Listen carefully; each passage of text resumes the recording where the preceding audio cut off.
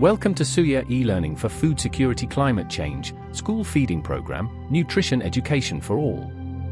When you have bad governance and poor accountability from your local government leaders, then you are doomed to live under control of cartels and fools. We hope you subscribe to our channel YouTube at Suya Mombasa and share this links with your friends or family.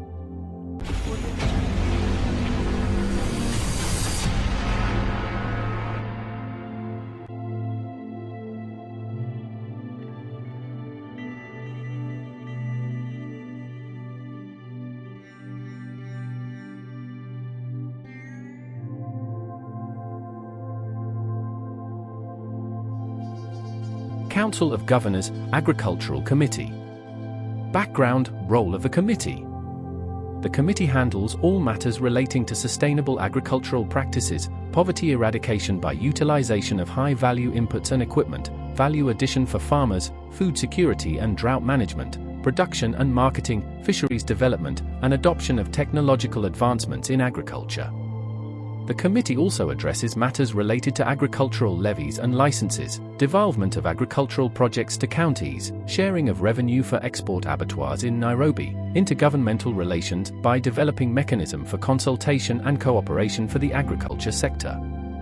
Legal framework. The primary source of legislation of the committee's activities is the Constitution of Kenya 2010. The other key sources of legislation include the National Drought Management Authority Act No. 4 of 2016. The Fisheries Management and Development Act, No. 35 of 2016. The Seeds and Plant Varieties Amendment Act, 2016. The Fertilizers and Animal Foodstuffs Amendment Act, 2015. The Crops Act No. 16 of 2013. The Agriculture, Fisheries and Food Authority Act, 2013.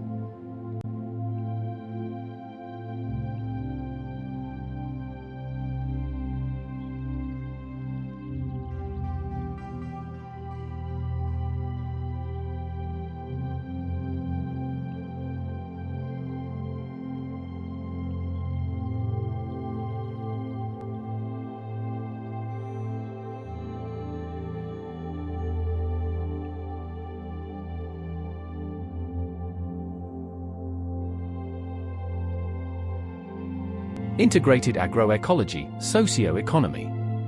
Spatial methodology and policy analysis. Climate change and variability, agroecology. Arable land and water resources. Productivity and sustainability. Food production and trade. Food security, rural population. Agriculture and rural livelihoods. Rain-fed agriculture and climate change mitigation. Rain-fed agriculture and climate change adaptation. Water harvesting, training and development.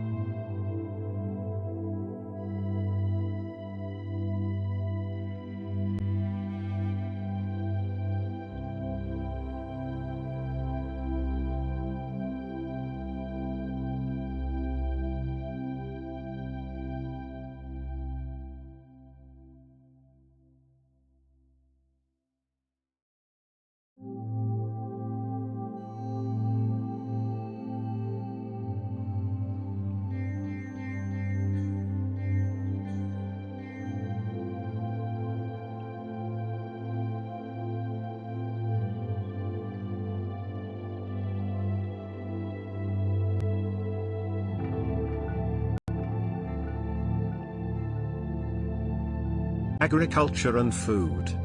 Agriculture can help reduce poverty, raise incomes and improve food security for 80% of the world's poor, who live in rural areas and work mainly in farming. The World Bank Group is a leading financier of agriculture.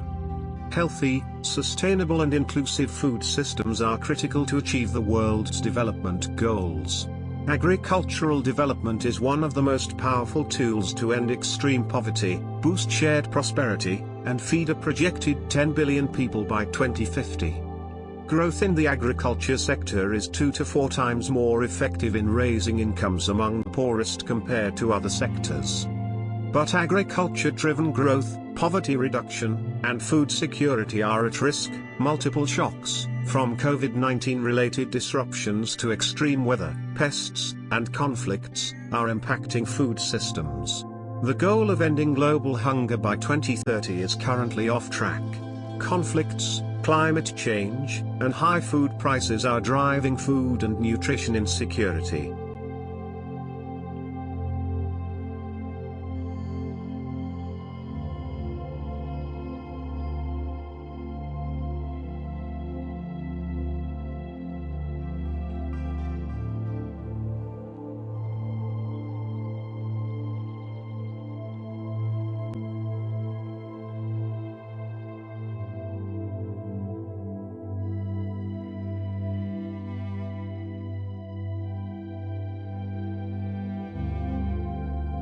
The Colro Strategic Plan outlines initiatives aimed at enhancing agricultural productivity, improving market access, promoting sustainable farming practices and fostering innovation across the sector.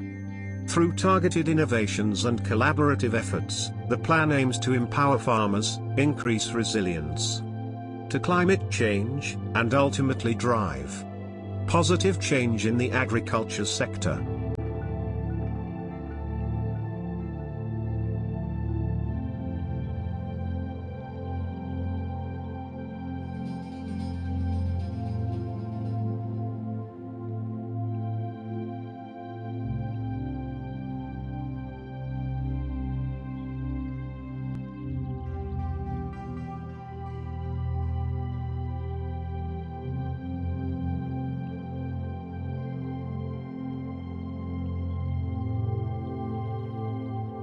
A new report has revealed that only 20% of Kenya's soil is suitable for food production, indicating worrying times ahead for Kenya's food basket. According to the Soil Atlas Health Report 2025, Kenya's soil has undergone massive degradation, with the country losing 26 tons of soil per hectare annually through water-induced erosion, with some areas exceeding 90 tons. Soil is a vital resource that impacts food and nutritional security. Research shows that soils are also indispensable in the fight against climate change because they store more carbon than vegetation and the atmosphere combined. Carbon is absorbed from the atmosphere by plants and then stored in soils through the plant's roots. As per the report, this in East Africa, where over 40% of soils are degraded, threatening the region's agricultural foundation and resilience.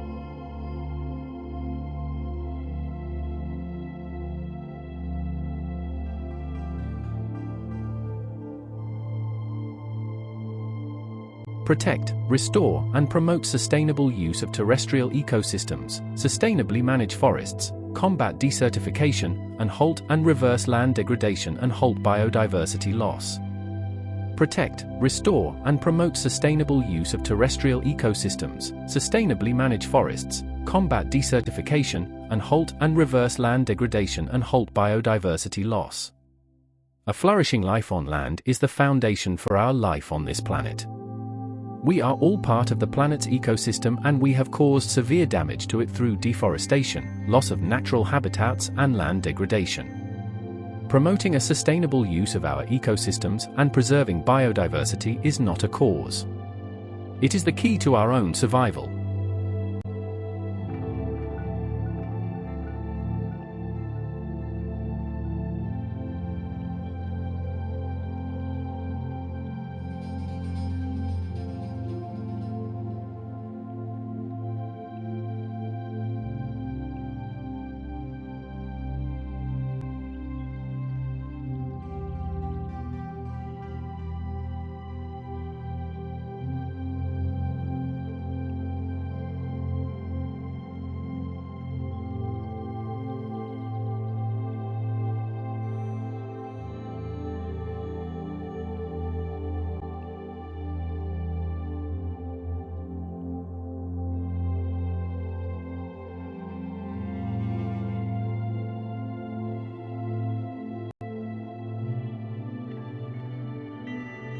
In the Fertilizers and Animal Foodstuffs Act, Cap. 345, the term fertilizer does not include manure, compost, wood ash, gypsum or refuse when sold in its original condition and under the same name, nor does it include organic fertilizers, other than lime. This law has had its deficiencies in ensuring effective regulation of the fertilizers, including bio-fertilizers. People are increasingly becoming health conscious. In response to this, organic farming has gained currency globally. The issues around organic farming include research and development, standards and guidelines, commercialization, quality assurance, regulation. Most of the small-scale farmers use organic fertilizers such as farmyard manure and compost and recycle crop residues as a means of sustaining and improving the fertility level of soils. Organic fertilizers provide organic matter which not only provides nutrients to the soil but also improves the physical, chemical and biological status of the soil. The limited amounts of organic sources of plant residues and their very low nutrients content work against reliance on them as major sources of nutrient supply. Moreover, the beneficial policies and acts that reinforce the efficient use of organic resources, such as the prohibition of the burning of crop residues, have been weakly implemented due to lack or weak institutional arrangements. 1. Lack of appropriate packaging and labeling of organic fertilizers. 2. Lack of standards for organic fertilizers. 3. Danger of use of contaminated raw materials. 4. Inadequate material for composting. 5. Lack of a regulatory organization and/or legislation to deal with organic fertilizers. 6. Information on organic fertilizers.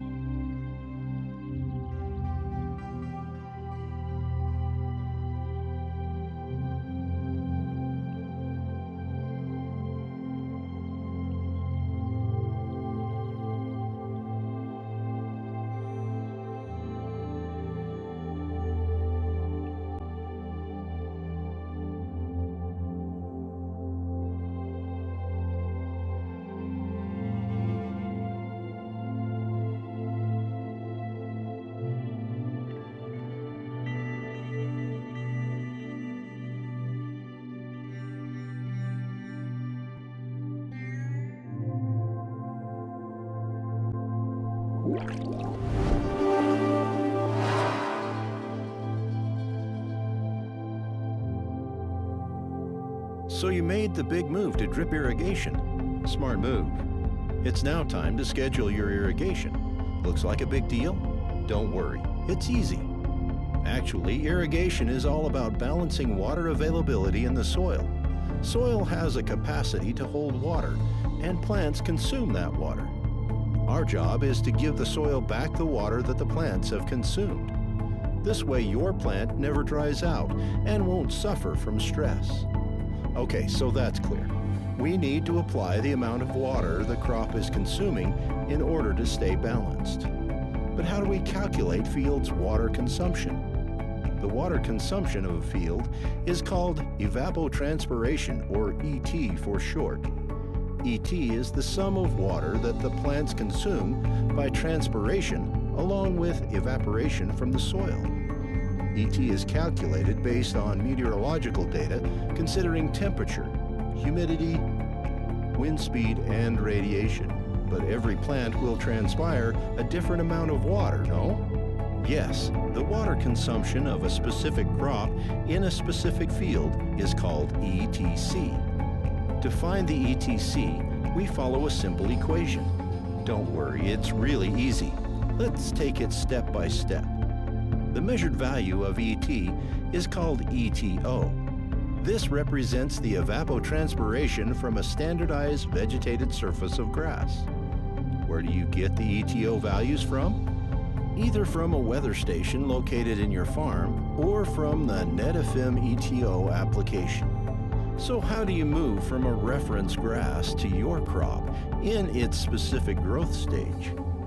Each crop in every growth stage has a factor called Kc. The crop factor represents the properties of the crop. So we simply multiply the ETO by the crop factor. How do you find out a crop's Kc? Simple. Just do a quick internet search, consult the crop literature, or ask an irrigation specialist. So in order to work out the actual water consumption of your crop in a specific field at a specific growth stage, that is to get the ETC, we simply multiply the ETO by the crop factor. Here's an example. Let's say you have a cotton field. According to the local weather station, yesterday's ETO was 6.5 millimeters. The cotton in the field is at growth stage, vegetative growth. And according to the KC values, your KC is 0.2. Now we do the math. An ETO of 6.5 millimeters multiplied by a factor of 0.2 equals 1.3 millimeters. And that's your cotton field's actual water consumption for yesterday. This means your field needs 1.3 millimeters or 13 cubic meters per hectare for its optimal water balance. ETC is a dynamic value because the ETO changes daily according to the weather, and the KC changes periodically according to the crop growth stage. Now, what happens if you're not irrigating daily? In this case, you need to sum the ETC of the days since your last irrigation event. The sum is the amount you'll need to irrigate. Now you know more about precision irrigation. It's time to irrigate.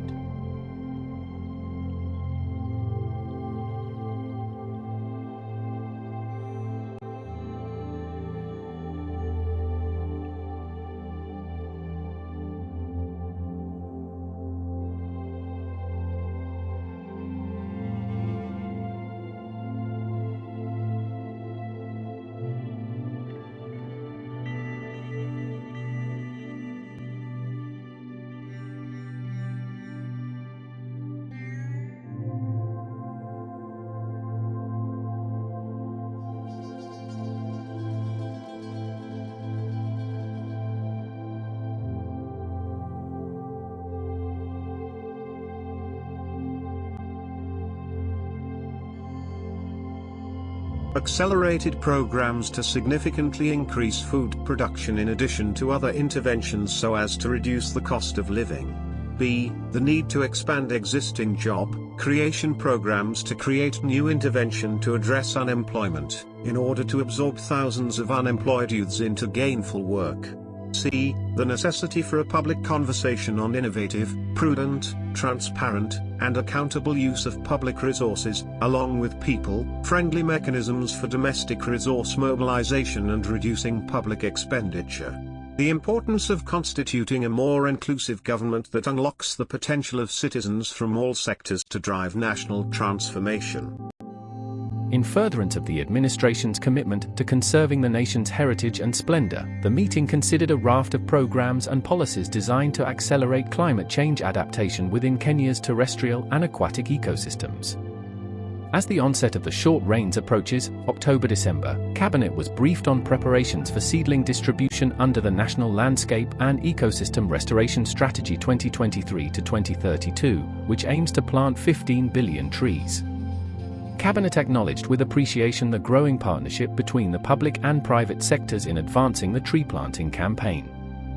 In that regard, and in an effort to further deepen the partnership from the grassroots, Cabinet directed the Ministry of Environment, Climate Change, and Forestry to establish a more robust framework for community-based forest associations to further empower local communities in forest conservation efforts.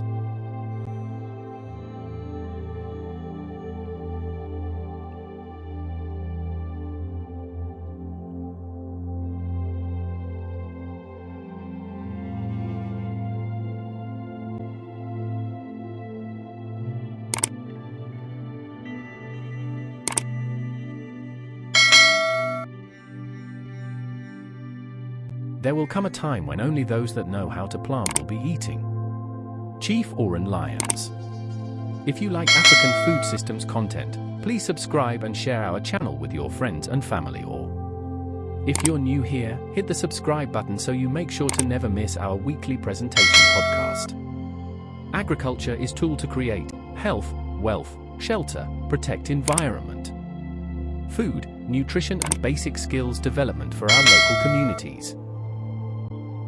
In furtherance of the administration's commitment to conserving the nation's heritage and splendor, the meeting considered a raft of programs and policies designed to accelerate climate change adaptation within Kenya's terrestrial and aquatic ecosystems.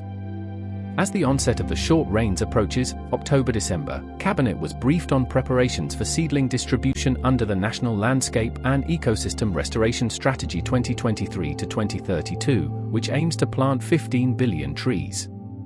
Cabinet acknowledged with appreciation the growing partnership between the public and private sectors in advancing the tree planting campaign. In that regard, and in an effort to further deepen the partnership from the grassroots, Cabinet directed the Ministry of Environment, Climate Change, and Forestry to establish a more robust framework for community-based forest associations to further empower local communities in forest conservation efforts.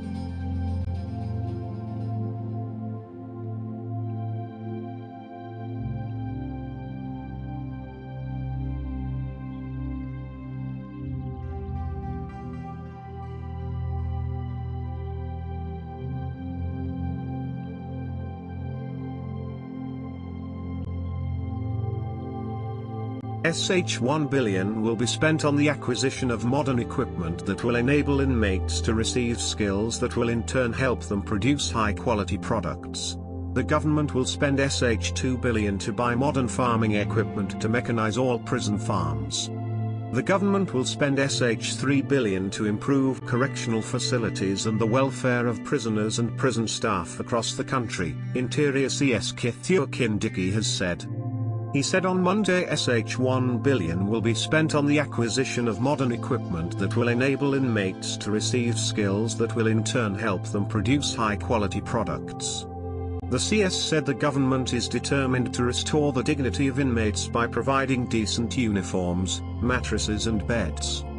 We are determined to entrench reforms that our prisons so desperately require to rescue them from their dilapidated state.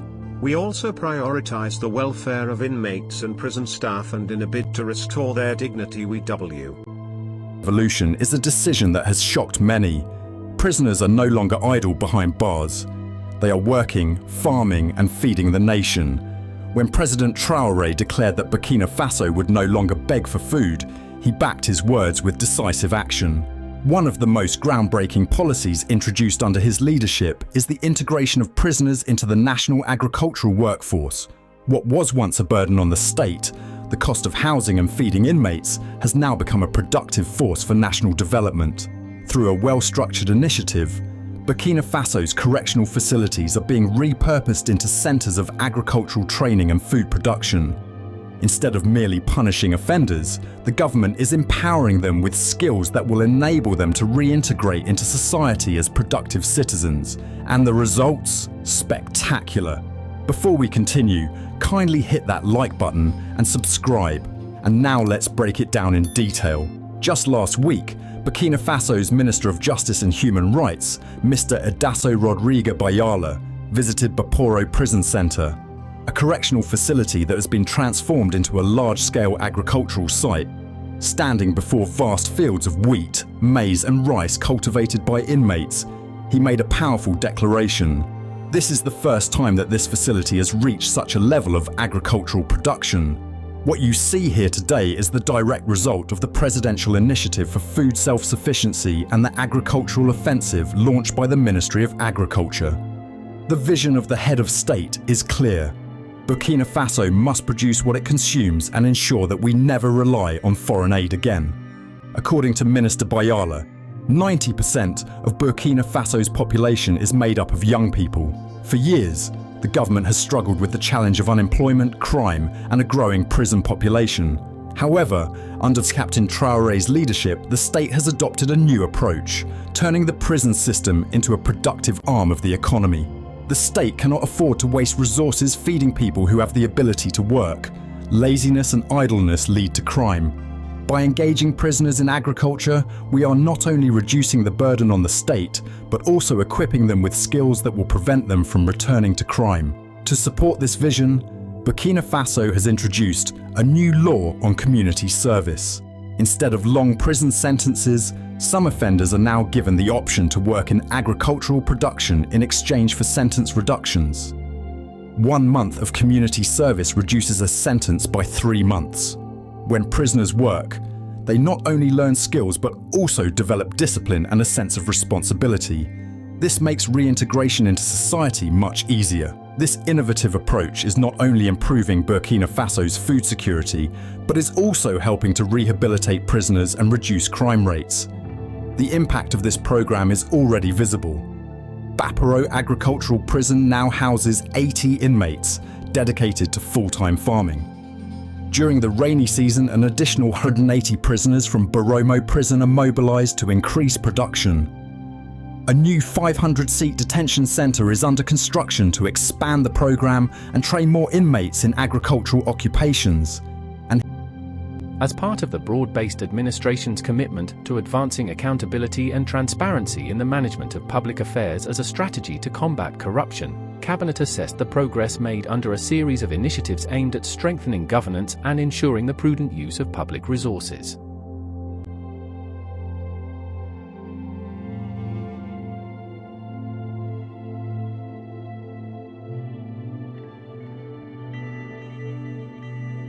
State Department for Performance and Delivery Management. The State Department for Performance and Delivery Management is domiciled at the Ministry of Public Service, Performance and Delivery Management, created under Executive Order No. 2 of November 2023 on the reorganization of the Government of the Republic of Kenya. It is one of the two state departments in the Ministry of Public Service, Performance and Delivery Management, the other being the State Department for Public Service. Kenyan Prison Service. To supply 2.1 million seedlings for tree planting project. The officers in charge and farm managers of our penal institutions, who are the subject matter experts, have developed programs that have given inmates skills to engage in tree restoration programs. The Kenya Prison Staff Training College in Ruiru has availed 997,400 tree seedlings through the government's Greening Kenya initiatives for planting during the current rainy season. The move is part of Kenya's initiative to plant 1.8 billion trees and achieve more than 10% forest cover in the country by 2022. The Greening Kenya initiative has been one of the largest seedlings producing entities, as it targets to produce 50 million seedlings and rehabilitate 2,471 acres using the existing infrastructure of the Kenya prisons and the National Youth Service, NYS.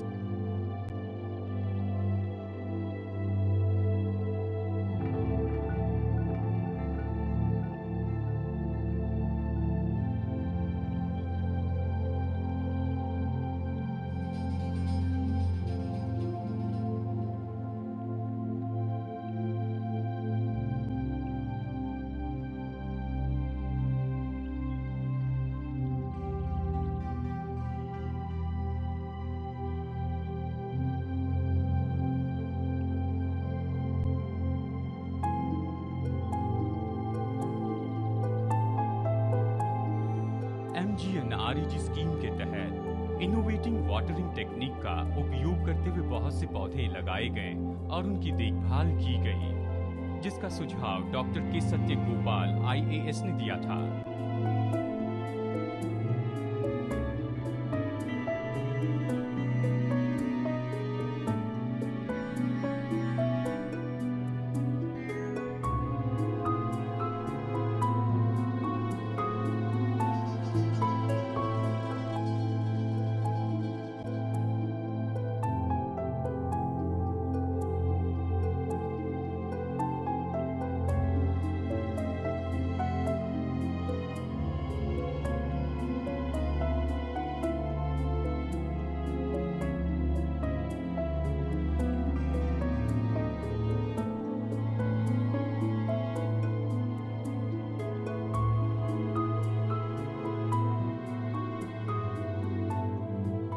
चित्रों के माध्यम से आप देख सकते हैं कि जो पौधे नए तरीके से बोए गए हैं वो अच्छी तरह से बढ़े और ऊंचे हुए उन दूसरे पौधों की तुलना में जो कि कन्वेंशनल तरीके से लगाए गए थे। इन्होंने पानी के द्वारा सिंचन करने के तरीके में महत्वपूर्ण बदलाव लाए हैं कि फल देने वाले पेड़ों की जरूरतें पूरी हो सके। पौधे को लगाने के लिए 2 feet by 2 feet by 2 feet का गड्ढा खोदा जाता है और इस यंत्र का उपयोग करते हुए 1 फीट गहरा गड्ढा भी खोदा जाता है। ये तो मिट्टी पर आधारित होता है, अगर जरूरत हो। To transform Kenya's agricultural sector, there is need for drastic changes touching on the following areas among others. Encouraging product diversification to stabilize and increase income, earning opportunities. encouraging participatory approaches to development through the empowerment of local communities to initiate and implement their priority projects. Training farmers to manage their activities in a business-oriented manner, increasing financial gains.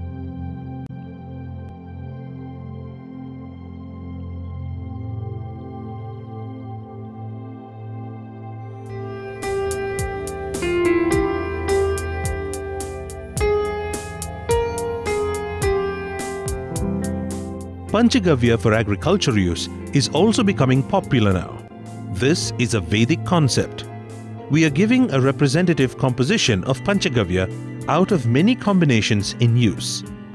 Take a plastic barrel or cement tank and put 3 liters of cow urine, 2 liters of cooled boiled cow milk, 2 liters of curd, 10 bananas, 3 liters of tender coconut water, and 1 kilogram of brown jaggery dissolved in 3 liters of water. In another barrel, mix 5 kilograms of fresh cow dung and 1 liter of cow ghee.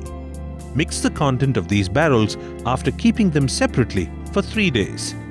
Then keep it for 7 days. Keep on stirring the mixture once in a day with a wooden stick. Filter this mixture through a net and keep the barrel covered with a cloth to the open top. This Panchagavya may be used up to 15 to 20 days. This is a rich mixture of micronutrients, hormones, plant growth regulators, and useful microorganisms. This is a good repellent of pests and diseases also. Panchagavya may be sprayed to the crops or drenched to the base of the plant. It may be spread at the time of compost production. Excellent result is recorded everywhere with the use of Panchagavya.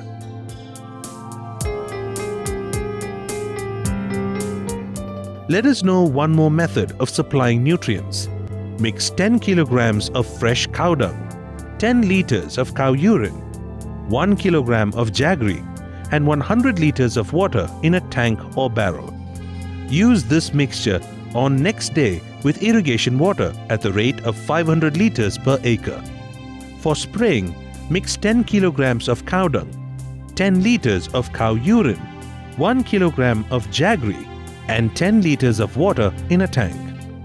Filter this mixture on the next day and spray to the crop at the rate of 100 milliliters per liter of water. Spraying this extract 2 to 3 times for any crop will give good result. We find biodigesters in many farms in recent years. Locally available herbages are digested in a tank like this. Dicot plants and plants well known for pest and disease control are selected on priority. Some farmers put neem cake, sheep and poultry manure, vermicompost, etc. in bags and immerse them in the same tank. Extract collected in the tank or the digester is filtered and given to the crop with irrigation water. Many farmers spray this extract directly to the crop. According to the farmer's experience, this extract from the biodigester improves crop health and growth.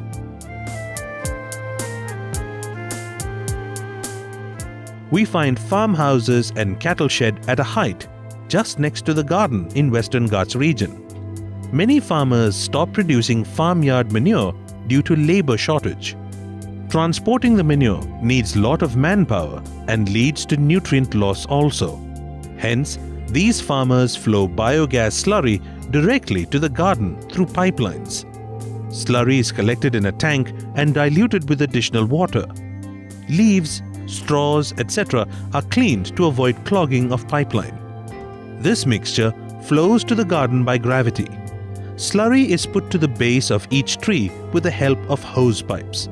Farmers without this benefit of slope use slurry pump. Slurry is transported in a tanker to the garden if the distance is more.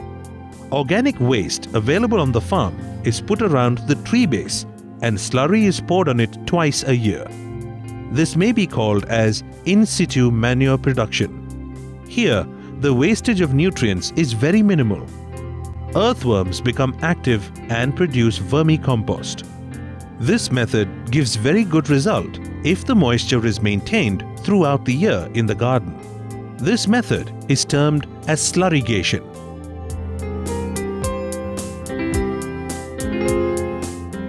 Green manuring is one more effective method of supplying nutrients. Leguminous plants are grown on the farm or outside, and the herbage is mixed in the soil. This enriches the humus and nutrient content of the soil. It improves the soil structure also. Sun hemp, diancha, sesbania, etc. are the common green manuring species grown on the farm. These plants are cut and ploughed into the soil just before flowering. Adding green manures 2 to 3 weeks before planting of the main crop will give good result. Sun hemp is grown between rows of sugarcane, banana, mulberry, etc. It is incorporated into the soil after 4 weeks. Black gram, green gram and cowpea are also in use as green manure crops. Sun hemp, horse gram, etc. are grown in open spaces of mango and other plantations. This helps even for weed control. Root knots of these leguminous plants store nitrogen. Subabul, Gliricidia, Sesbania, etc. are grown outside the farm or along the fence. Herbage is cut and used as green manure. Green manuring once in 2 years also brings excellent crop improvement.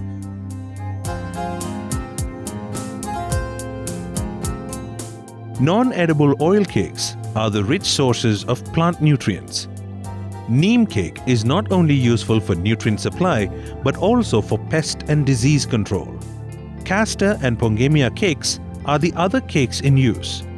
Water fern azolla is becoming popular in recent years as a green manure and cattle feed. Blue-green algae called anabaena, present in the folds of leaves, fixes atmospheric nitrogen. Azolla provides 25 kilograms of nitrogen per acre in a season. It can grow and cover the whole water surface of paddy field in 15 days. It is puddled into the soil as green manure 1 week before transplanting the paddy seedlings. Tank silt is lifted after the water dries up in summer and spread in the field. This is a popular practice in plains. Adding tank silt can give good crop for 2 to 3 years. Wood ash is also a good source of plant nutrients.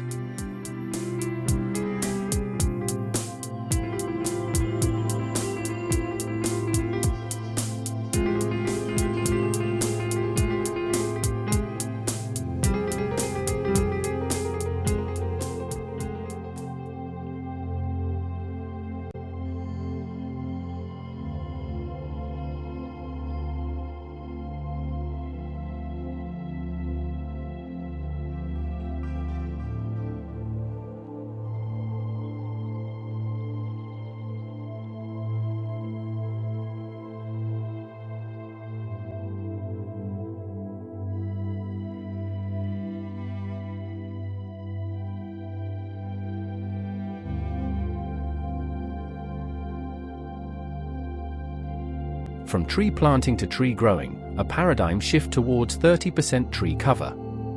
The government launched a campaign to plant 15 billion trees in 10 years from 2022 in a bid to reach 30% tree cover in Kenya. The campaign aims at reducing greenhouse emissions, stopping and reversing deforestation. Tree planting has emerged as a powerful sustainable solution to mitigate the adverse effects of climate change and reduce environmental degradation.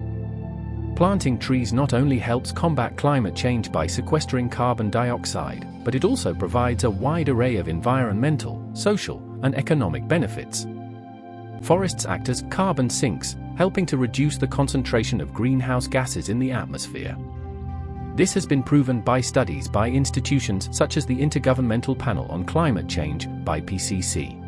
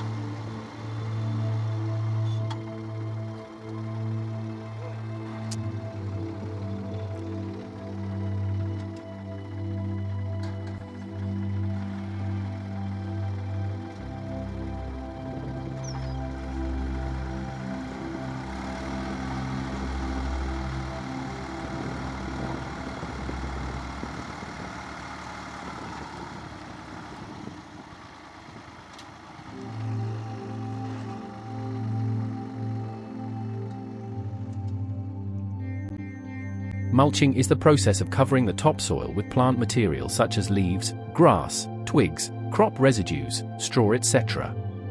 A mulch cover enhances the activity of soil organisms such as earthworms.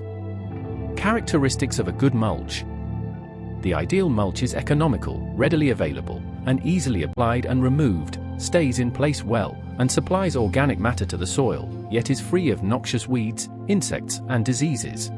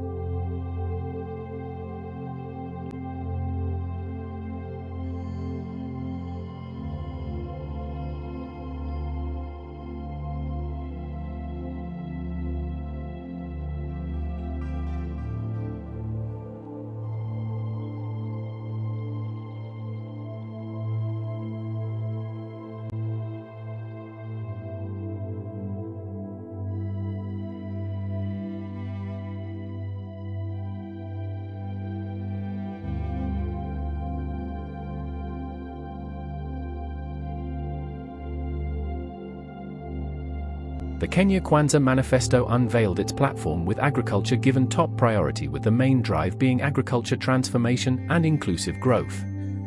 The manifesto notes that Kenya Kwanza will implement significant changes in the agriculture industry as well as food production, including rigorous price restrictions and the provision of farming equipment. They will also give neglected regions and crops the policy and financial support they deserve. They will also give neglected regions and crops the policy and financial support they deserve. Kenya Kwanza promises to invest at least KSHS 250 billion in 2023 to 2027 in order to be more production-oriented and cut back on capital-intensive infrastructure finance. Maintain mostly aerobic soil conditions by balancing the availability of water and oxygen in the soil to avoid the suffocation and degeneration of rice plant roots as well as of soil organisms such as bacteria and earthworms. Build up the soil's fertility by A. Enhancing soil organic matter to nourish the plants and soil biota, and B. Maintaining the soil in mostly aerobic condition. In lowland areas, CA promotes the system of permanent raised beds for growing irrigated or rain-fed wetland rice without disturbing the soil, or disturbing it only once. Forming raised beds initially requires a non-trivial expenditure of labor and/or capital if construction is mechanized, but this is a one-time expenditure that leads subsequently to lower expenditure for both labor and fossil fuel.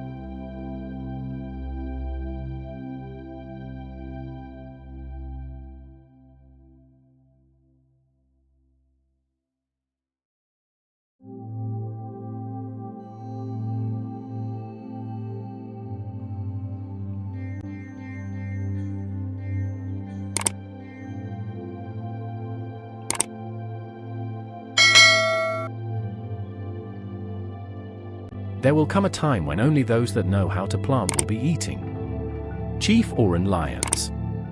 If you like African food systems content, please subscribe and share our channel with your friends and family, or If you're new here, hit the subscribe button so you make sure to never miss our weekly presentation podcast. Agriculture is tool to create health, wealth, shelter, protect environment, food, nutrition and basic skills development for our local communities.